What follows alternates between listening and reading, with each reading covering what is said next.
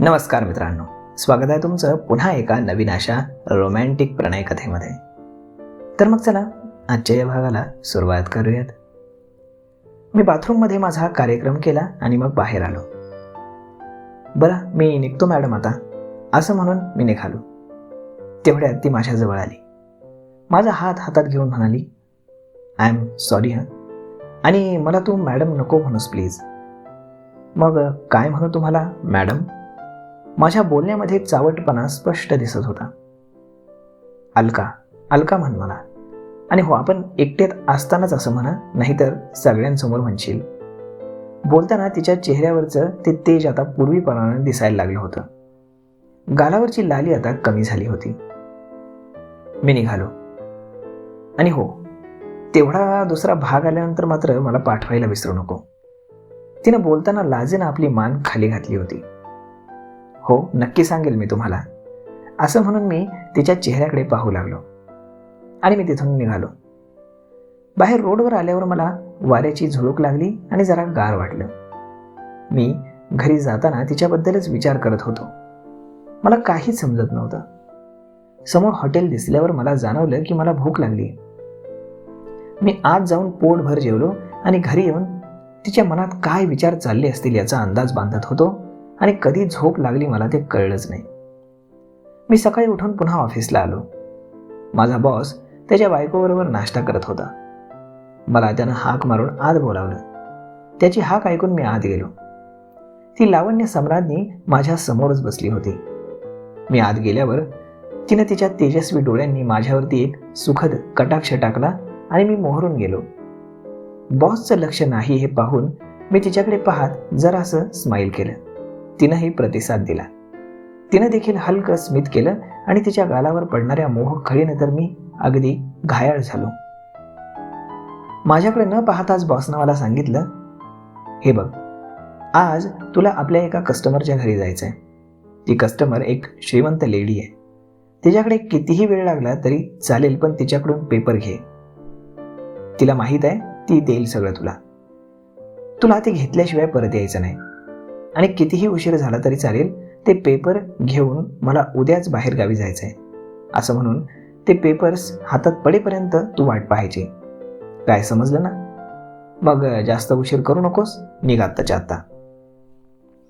तेवढ्यात त्याची ती लावण्यवती बायको मला म्हणाली, आता आलाच आहेस तर नाश्ता करून जा.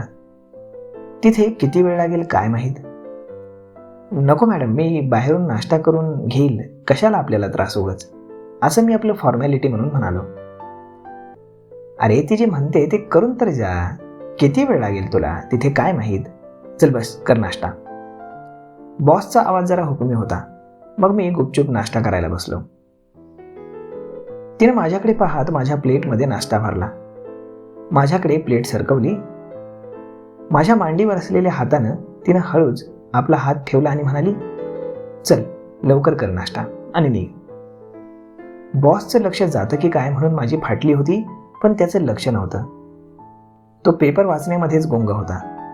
मग मी पटापट नाश्ता उरकला आणि बाहेर पडलो.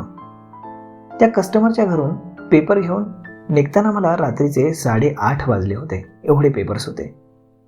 मग मी पेपर घेऊन घरी आलो तेव्हा माझा बॉस बाहेर गेला होता. मी आत आलो आणि माझ्या हात पेपर पाहून तिच्या चेहऱ्यावरती आनंद झळकला. काय रे, झालं वाटतं काम, म्हणून तिनं माझ्यासाठी पाणी प्यायला आणलं. तिच्या हातून पाणी घेताना माझा तिच्या बोटांना स्पर्श झाला. त्या स्पर्शाने मला खूपच गुदगुल्या झाल्यासारखं वाटलं. तिच्या चेहऱ्यावरचं ते लाघवी हास्य पाहून माझा सगळा दिवसभराचा शीण कुठल्या कुठे गायब झाला होता. खूप दमलेला दिसतोस तू, खूप लांब राहतोस का रे, तिनं विचारलं. नाही, एवढाही लांब नाही, एक 15-20 मिनिटं लागतात घरी जायला, मी म्हणालो. तरी सुद्धा आज खूपच उशीर झाला ना, माझ्या हातून पाण्याचा ग्लास घेत ती म्हणाली. त्या लेडी कस्टमरकडून पेपर्स मिळायला खूपच उशीर झाला. मी निघतो आता. उद्या ते सकाळीच बाहेरगावी जाणार आहेत म्हणून तुला एवढ्या रात्री बोलावलं, नाहीतर तुला उद्या सकाळीच 5 वाजता यायला लागलं असतं, ती म्हणाली. माहीत आहे मला, मी सुद्धा हसून म्हणालो. एक काम कर ना, तुला भूक लागली असेलच ना, मग आता जेवण करूनच सावकाश घरी जा ना. मला हाताला धरून आत बोलावतच ती म्हणाली, नको नको आता नको, असं म्हणत मी बाहेर निघालो. परंतु तिनं मला आतमध्ये घेतलंच. आणि मग आम्ही दोघांनीही जेवण केलं. आणि मग घरी आल्यानंतर मी बेडवरती लोळलो तरी मला काही झोप येईना. तिच्याबरोबर मागे झालेला प्रसंग माझ्या डोळ्यासमोर होता. आणि तो डोळ्यासमोर आल्यानंतर माझी पॅन्ट दाट झाली. मी झोपायचा निष्फळ प्रयत्न केला, परंतु डोळ्यासमोरून ती काही जात नव्हती. पण खूप थकल्यामुळे माझ्या डोळ्यांवरती झापड येत होती आणि मग कधी मला झोप लागली ते कळलंच नाही. सकाळी लवकरच माझे डोळे उघडले. मी आज लवकरच ऑफिसला जाण्याचा निर्णय घेतला. मस्तपैकी तयार होऊन परफ्यूम वगैरे मारून मी ऑफिसला पोहोचलो. पण तिथे गेल्यावर मला असं वाटलं की आपण उगाच लवकर आलो, कारण दरवाजा अजून बंद होता.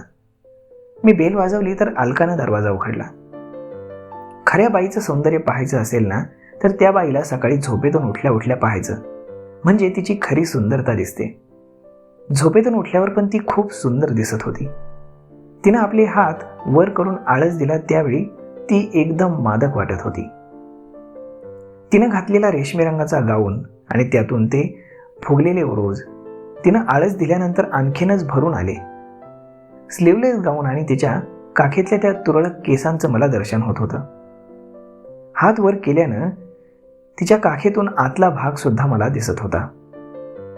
आणि मग माझे डोळेच पांढरे व्हायचे राहिले होते. माझे डोळे तिच्या अंगावरती दुर्बिणीसारखे फिरत होते. अरे आता आत येतोयस ना की इथेच उभा राहणार आहेस? तिच्या आवाजानं मी भानावर आलो आणि माझी मलाच लाज वाटली. ती आत जायला वळाली आणि माझं लक्ष तिच्या नितंबाकडे गेलं. चालताना मस्त मन मौजेप्रमाणे ती हालत होते.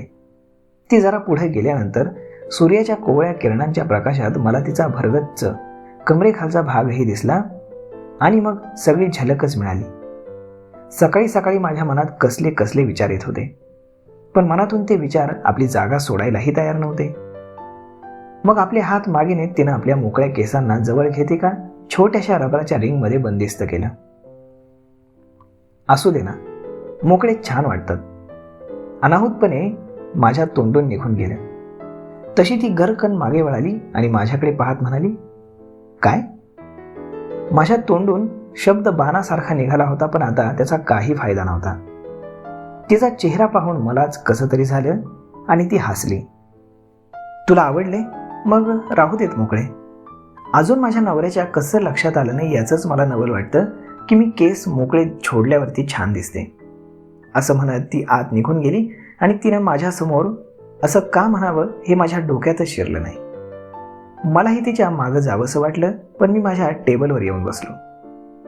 नाकामध्ये गरम वाफाळणाऱ्या चहाचा सुगंध शिरला आणि मी मान वर करून पाहिलं तर तिचं ओतेलं सौंदर्य पाहून माझा कलेजा खल्लास झाला होता. केसातून अजून पाण्याचे थेंब मोत्यासारखे चमकत होते. तिच्या गोऱ्या गालांवरती केसांची एक ओली पट खेळत होती आणि तिने घातलेली साडी तर आहा लाजवाब. त्या ब्लाऊजवरती ओल्या केसांनी आपले ठसे उमटवल्यामुळे तेवढाच भाग गडद दिसत होता. माझ्या बाजूच्या खुर्चीवरती ती बसली. एवढ्या जवळ बसल्याने तिच्या ओतेल्या अंगातून साबणाचा जो मदमस्त परफ्यूम सारखा वास येत होता, तो सुगंध माझ्या मनामध्ये काहीतरी हालचाल करून जात होता. कसल्या विचारात गाडलायस एवढा? मी तिच्या बोलण्यानं भानावर आलो. तिच्या बोलण्यानं तिच्या छातीचे उभार संतपणे वर खाली होत होते. साडीच्या पदराआडून लहानशी बेंबी हळूच बाहेर यायची आणि पुन्हा आत लपायची. काय रे, कसला विचार करतोयस? तिनं पुन्हा विचारलं. मी नाही कसलाच नाही, मी आपला बावळटसारखं उत्तर देत म्हणालो. तो चहा पी आधी, नाहीतर थंड व्हायचा.